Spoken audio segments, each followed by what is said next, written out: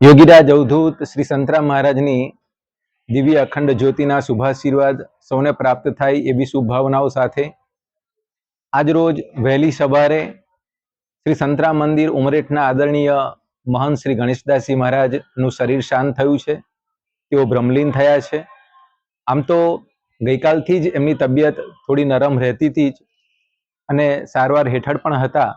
આજે વહેલી સવારે એમનું શરીર શાંત થયું છે.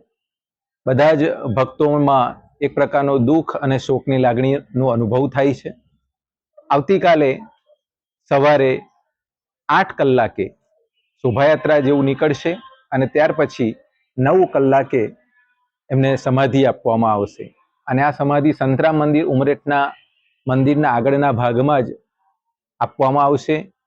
બધા જ સંતો અને મહંતોના દર્શન પણ આ દિવસે થશે. અને આ સાથે સાથે સંતોની જેમ ગુણાનુવાદ સભા હોય, સોળસી ભંડારો હોય, એ 7 સપ્ટેમ્બરે રાખવામાં આવેલો છે. સવારે 9 થી 12 ગુણાનુવાદ સભા થશે અને 12 કલાકે ભોજન ભંડારો, સોળસી ભંડારો થશે.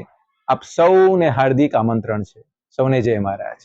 My school is one such future-ready school where I understand each and every concept taught in the class and don't rote learn, where teachers don't just use books and blackboard to teach but use new ways of teaching and learning like audiovisual learning, activity-based learning and group activities, which enhances my conceptual understanding. My school also teaches coding, which is an important 21st century skill.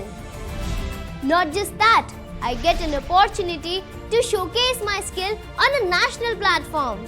And with all this, I acquire important skills that make me future ready and confident. Would you also like to know where is my future ready school? Visit now and see for yourself.